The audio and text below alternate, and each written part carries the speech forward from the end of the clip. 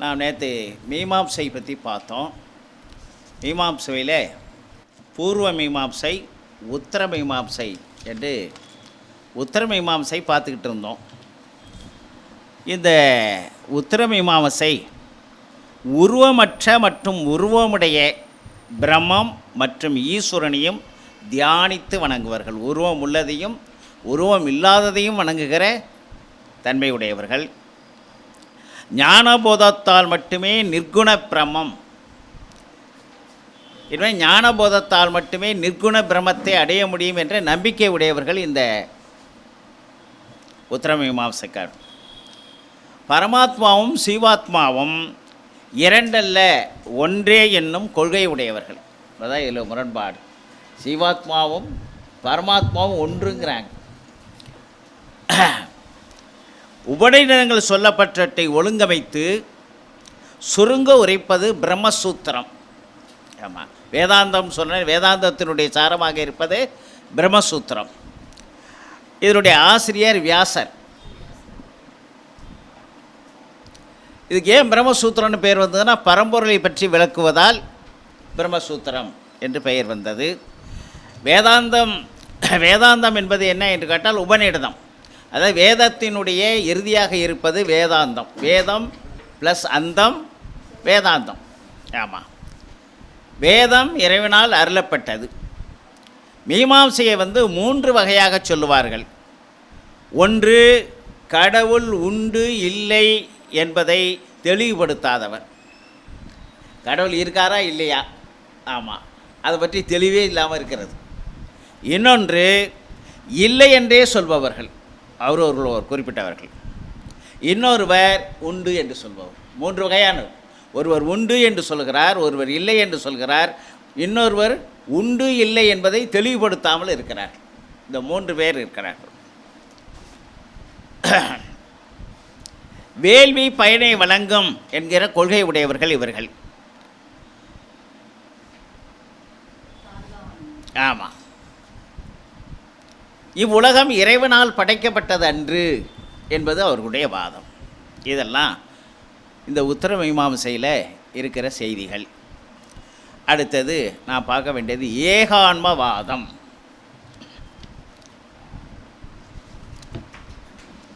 இப்போ நம்ம எது பார்த்துக்கிட்டு இருக்கோம்? புறப்புறச் சமயங்கள். அடுத்து எது பார்த்துக்கிட்டு இருக்கோம்? புறச்சமயம். புறச்சமயத்தில் தர்க்கம், மீமாம்சம் பார்த்துருக்கோம். அடுத்தது இப்போ ஏகான்மவாதம், 3வது. நீங்கள் புறப்புறச் சமயங்கள் 6 இல்லையா? புறச்சமயங்கள் 6. அது மாதிரி அகப்புறச் சமயங்கள் 6, அகச்சமயங்கள் 6. ஆமாம், அதில் புறப்புறச் சமயங்கள் பார்த்தாச்சு. அகப்புறச் சமயங்களில் நாம் நேற்று தர்க்கம், மீமாம்சம் இதெல்லாம் பார்த்துட்டோம். இப்போ ஏகான்மவாதம். ஆமாம், அகப்புறச் சமயம். இறைவன் ஒருவனே. அகப்புறச் சமயத்தினுடைய அந்த செய்தி சொல்வது இறைவன் ஒருவனே. வேதங்களில் உபநிடதங்களில் காணப்படும் செய்திகள் ஒன்றுக்கொன்று முரண்படுவன போல் காணப்படும் தொடர்கள் உள்ளன. வேதங்களிலே எளிதில் உணர முடியாதபடியான அரிதான தொடர்கள் இருக்கின்றன. அம்முரண்களையெல்லாம் நீக்கி, வேதத்தில் உள்ள முரண்களையெல்லாம் நீக்கி அவற்றினுடைய இல்லையா அந்த கருத்துக்களை விளக்க எழுந்தது தான் பிரம்மசூத்திரம். அதுவும் வேதத்தினுடைய சாரம் தான் சொல்லலாம். வியாசர் எழுதியது பிரம்மசூத்திரம். இதில் என்ன இருக்குது? முரண்பாடுகளையெல்லாம் நீக்கி விளங்க முடியாத பகுதிகளை விளக்கி தருவது தான் பிரம்மசூத்திரம். இந்நூல் சுருங்கி இருந்த மேல் இதற்கு விளக்க வேண்டியதாயிற்று. அவ்வாறு உரை கண்டவர்களில் 3 குறிப்பிடத்தக்கவர் சங்கரர், மாத்துவர், ராமானுஜர். ஆமாம், சங்கரர், ராமானுஜர், மாத்துவர். இந்த 3வரும் முரண்படுவதற்கு என்ன காரணம்? ஏன் 3 பேர் அதற்கு உரை எழுத வேண்டியிருக்கு அப்படின்னா, அத்வைதம் என்ற ஒன்றில்தான் 3 பேரும் மாறுபடுகிறார்கள். துவிதம்னா இல்லையா, வடமொழி எண்ணு பெயர் 1, 2 என்கிற எண்ணு பெயர் துவிதம் 2. இந்த நகரம் அண்மை இன்மை மறுதலை பொருளை உணர்த்தும். இப்போ பிராமணன் சொன்னால் அப்ராமணன் அப்படின்னா அண்மை பொருள். அசுத்தம் சுத்தம் வந்தால் அசுத்தம், அதுக்கு பேர் இன்மை பொருள். ஆமாம். தர்மம் அதர்மம் என்ற விடத்து மறுதலை பொருள். ஆமாம். இந்த அத்வைதம் என்ற சொல்லில் உள்ள அகரம் இருக்கிறதே, அது இரண்டு அல்லாதது என்ற பொருளை தர வந்தது. ஆமாம். இப்போ துவிதம்னா ரெண்டு, அத்வைதம்னா இரண்டு அல்ல, ஒன்றான ஒன்றும் அல்ல. ஆமாம்.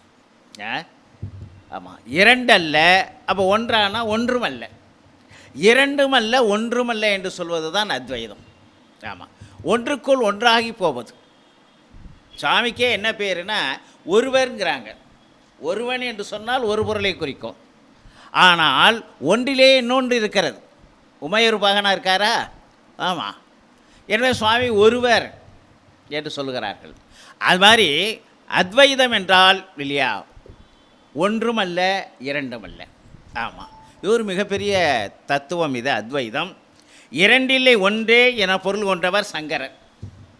இரண்டு இல்லை ஒன்று தான் சொன்னார். அதனால தான் அவர் உரை எழுத வேண்டியது. அது கேவலாத்விதம்னு பேர், கேவலாத்விதம். ஆமாம். உயிரும் இறைவனும் வேறு வேறு என்று சொன்னவர் மாத்வர். அது துவைதம் பேர். இறைவனும் உயிரும் வேறு வேறு ரெண்டுன்னு சொன்னவர்.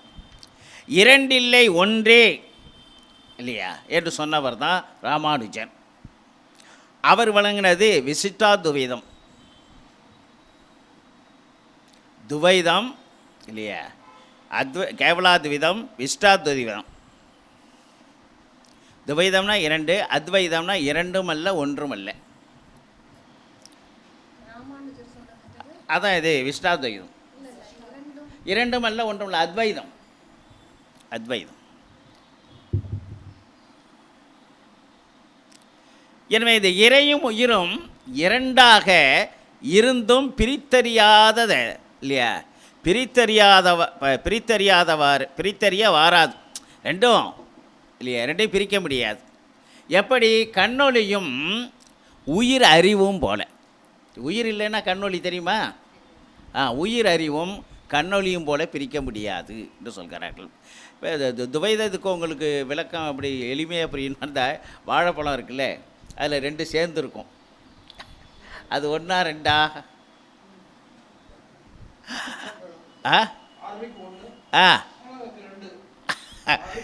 ஆமாம். இப்போ நீங்கள் ஒரு பழத்துக்கு காசு கொடுத்தா கொடுப்பானா? ஆமாம். இரண்டும் அல்ல ஒன்றுமல்ல, இரண்டும் அல்ல ஒன்றுமல்ல. எனவே ஒன்று ஒன்றுக்குள் கரைந்து போவது அத்வைதம் என்பது அதுதான். இரண்டு பொருள் ஒன்றாகி விடுவது இல்லையா. நீங்கள் திருமணம் என்றால் இரண்டு மனங்கள் ஒன்றாவது. ஆனால் நம்ம ஞானசம்பந்தர் பெருமான் பெருமணம் இல்லையா, இறைவனும் ஆன்மாவும் இல்லையா பரமாத்மாவும் ஒன்றாவது.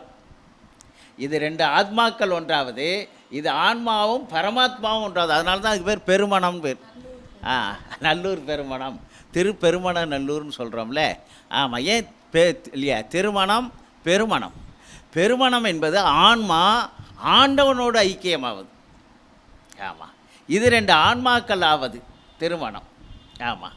அதனால் இந்த அத்வைதம் என்று சொன்னால் இறைவனோடு உடனாகி இருப்பது, அது பிரிக்க முடியாத தன்மையிலே இருப்பது இல்லையா. இப்போ உமையொரு பாகனாக இருக்கிறான், வாங்க. உமையொரு பாகனாக இருக்கிறான் இறைவன் இல்லையா. இது பிரிக்க முடியாதது. இந்த ப்ளஸ் மைனஸுங்கிறது இல்லை, பிரிக்க முடியாதது. எனவே அத்வைத நிலை என்பதை ராமானுஜர் சொல்லுகிறார். இப்போ இதிலேயே ஏகான்மவாதத்திலே மாயாவாதம் என்று ஒன்று இருக்கிறது. ஆமாம். கடவுளுடன் அல்லது பரம்பொருளுடன் நேராக ஒன்றிணைவது அல்லது ஆன்மீக உண்மைத்தன்மையை நேரடியாக உணர்த்துவது. அதாவது கடவுளோடு நேரடியாக ஒன்றிணைவது தான் மாயாவாதம். அறியாமையினால் ஏற்படுவது மாயை. இந்த மாயை நீக்கி உண்மையான அறிவை, அதாவது ஞானத்தை அடைவதை நோக்கமாக கொள்கிறது. எது? இந்த மாயாவாதம். மாயை தானே தடையாக இருக்குது. இந்த மாயை நீக்கி இறைவனோடு ஒன்றாக கலப்பது தான் இந்த மாயாவாதம். பிரம்மத்திலிருந்து தோன்றிய மாயை பிரம்மத்தை மறைக்கும் ஆற்றல் வாய்ந்தது. ஆமாம், பிரம்மத்திலிருந்து தோன்றுகிற மாயை பிரம்மத்தை மறைக்கிற ஆற்றல் உண்டு. மாயை தானே மறைக்குது. ஆமாம், அதனால தான் மாயாவாதம். ஆமாம், அது மாயைங்கிறது சைவ சித்தாந்தம் சொல்லுவது. வருது வருது வருது அது மாயவாதம் தான். இவங்க தான் அது. ஆமாம், இவங்க தான் மாயவாதத்தை சொல்வது. இவங்க தான் அது. ஆமாம், பரபக்கத்திலே வருது. மாயை என்பது நம்ம சொல்கிறோம் சைவ சித்தாந்தத்தில், இது மாயவாதம். ஆமாம் சொல்கிறார்கள். எனவே சங்கரருடைய வேதாந்தம் தான் மாயாவாதம். சங்கரருடைய வேதாந்தம் இதை மணிவாசகரும் சொல்கிறார். ஈண்டிய மாயாவாதம் என்னும் சண்டமாருதம் என்று மணிவாசகர் சொல்கிறார். இந்த மாயாவாதம் இருக்கிறதே அனைத்தையும் தனக்குள் அடக்கக்கூடியது, அப்படிப்பட்ட ஆற்றலுடையது. இந்த மாயாவாதத்தை மக்கள் நிறைய விரும்பினர். மாயை முதற் பொருளாக கொள்ளுவர். ஆமாம், கேவலாத்விதம். இந்த மாயை என்பது கேவலாத்விதம். ஆமாம், வேதம் பிரமாணம் உபநிடதங்கள் இல்லையா, வேதாந்தம். வேதாந்தம் என்பது உபநிடதம். நான் நேற்றே சொன்னதெல்லாம். இவர்களுடைய வாதம்படி பிரம்மம் ஒன்றே உள்ளது, இறைவன் ஒருவன் தான் இல்லையா. இதை நிறுவியவர் சங்கரர். பிரம்மம் பரமான்மாவும் ஒன்றே. அவர்களுடைய சொல்கிற சிக்கலை தான். பிரம்மமும் பரமான்மாவும் ஒன்றே. அது எப்படி ஒன்றாக முடியும்? உயிர் உலகம் இல்லை. அவர் சொல்கிறார் பாருங்க, உயிர் உலகம் இல்லை. ஆமாம், அகம் பிரம்மாஸ்மி. காட்சிக்கு புலனாகாத அவை மாயையின் காரணமாக தெரிவதாக நினைக்கிறோம். ஆமாம், எனவே இந்த உலகம் உயிர்கள்லாம் இல்லைன்னு சொல்கிறாரு. ஆனால் அது தெரியுதேன்னு கேட்டால் அது மாயையின் காரணமாக தெரிகிறது என்று சொல்கிறார். பிரமத்துக்கு மாறாக உயிர் உலகம் இல்லை, பிரமந்தான் எல்லாம். ஆமாம், உலகம் உயிர்கள்லாம் இல்லைங்கிறார் அவர். காட்சிக்கு உலகம் தெரிகிறது என்று சொன்னால் அது பொய் தோற்றங்கிறார். ஆமாம், எப்படி கிளிஞ்சல் வெள்ளி மாதிரி தெரியுதான், பொய் தோற்றம். ஆமாம், கயிறு பாம்பு மாதிரி தெரியுதுல்ல, அது ஒரு பொய் தோற்றம். ஆமாம், எனவே என்ன, ஏன் அப்படி தெரியுதுன்னா ஒரு சக்தி மயக்குகிறது அப்படிங்கிறாங்க. ஒரு சக்தி நம்மை மயக்குகிறது, அதனால்தான் ஒரு பொருள் இன்னொரு பொருளாக தெரிகிறது என்று சொல்கிறார். பிரமத்தில் மறைந்திருக்கும் சக்தி மாயை. அம்மாயை தான் இந்த உலகு போலவும் உயிர் போலவும் தோற்றமளிக்கிறது. பிரமத்தில் மறைந்திருக்கிற சக்தி மாயை. அந்த மாயை தான் இது போன்று நமக்கு தெரிவிக்கிறது, பொய்யாக தெரிவிக்கிறது. ஆமாம், மாயை உள்பொருளா அப்படின்னா உள்ளது தான். ஆன்ம விசாரணையில் ஏற்படும் போது பிரம்மத்திற்கு மாயையில் இல்லை. இப்போ இந்த ஆன்மா விசாரணையில் இல்லை, ஞான விசாரணையில் ஏற்படும் போது மாயை வராது. ஆமாம், அப்படி இல்லைன்னா அந்த மாயை மறைக்கும். மாயையை வரையறை செய்ய முடியுமானா வரையறை செய்ய முடியாது. மாயையை வரையறை செய்ய முடியாது.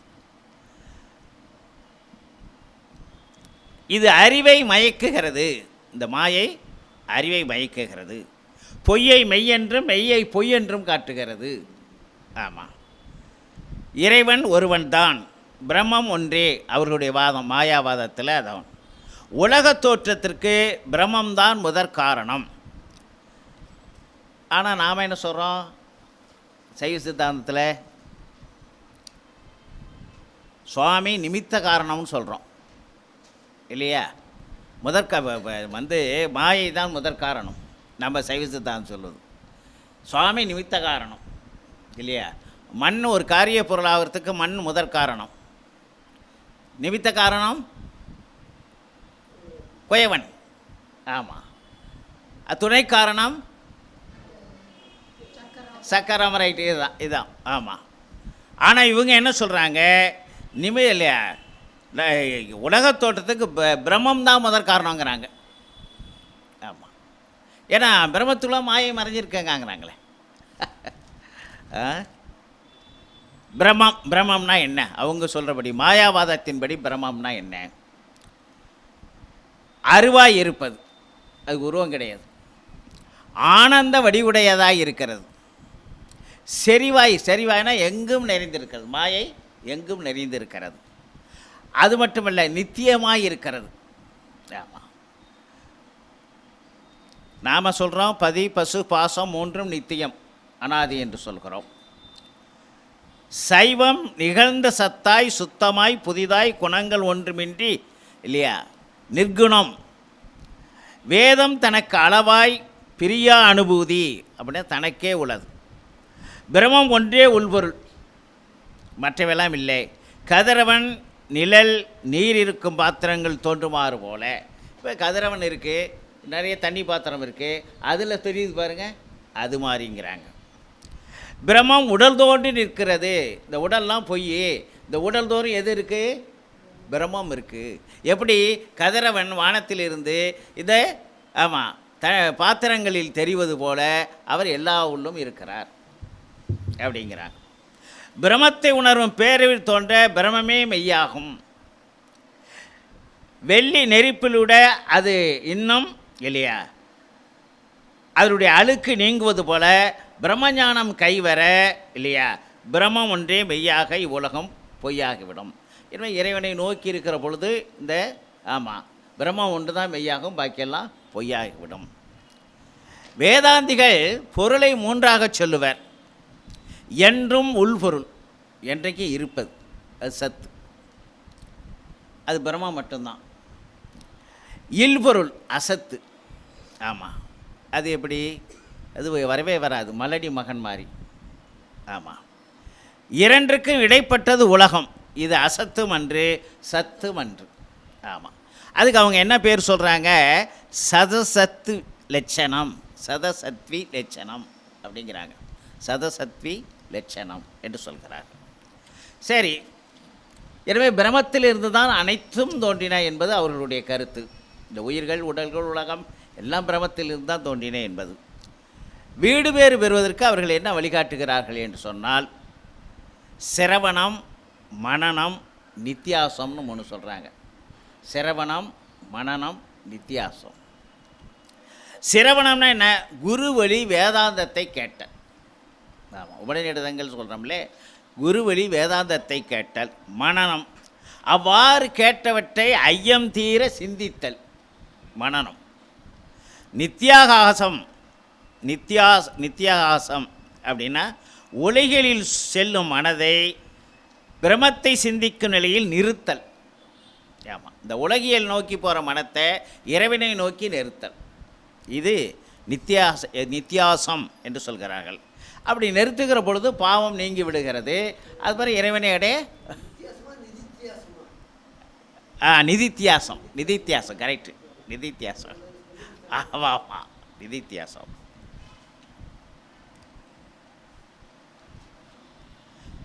இந்த வீடு பேரை அடைய விரும்புவர்களுக்கு என்ன பேருன்னா அதிகாரிகள்னு பேர். அப்படி ஒரு வச்சுருக்கான். இதில் 4 நெறிகள் இருக்கிறது. என்ன அப்படின்னா, நித்திய வஸ்து விவேகம் அப்படின்னு ஒன்று சொல்கிறாங்க. பிரமமே உள்பொருள், ஏனையெல்லாம் அழிவுடையது அப்படின்னு. அப்புறம் இன்னொன்று இக முத்ரார்த்த பலபோக விராகம். அது புத்தகத்தில் இருக்கா? ரைட்டு.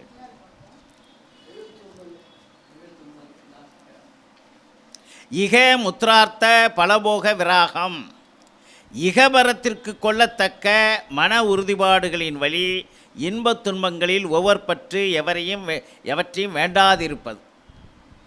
ஆமாம், எல்லாவற்றையும் நீக்குவது. சமாதி கற்க சம்பத்தி என்று ஒன்று சொல்கிறாங்க. சமம் முதலிய 6 குணங்களை கொண்டிருப்பது. என்ன? சமம் அடக்கம், 6 குணங்கள். தமம் பொறியடக்கம், உபரதி மண் பெண் பொன் மூன்றும் தூய்மையுடையவனாக இருத்தல், தீதீச்சை வெறுப்புற்று இன்பத் துன்பங்களை ஏந்து அணிவிப்பது, சமாதானம், புறப்பொறிகளை இறைவழி செலுத்துவது, சிரத்தை, குரு இறைவனிடத்தில் மனத்தை நெறிப்படுத்தி வைப்பது. இந்த மூணையும் சொல்கிறார்கள். இந்த 3 நெறிகள் வெளியா 4 நெறிகள். இந்த 4 நெறிகள் வீடு பெற்றை அடைய உதவுகிற நெறிகள். வீடு பெற்றை அடைய உதவுகிற நெறிகள். இன்னொன்று முழு சுத்துவங்கிறாங்க.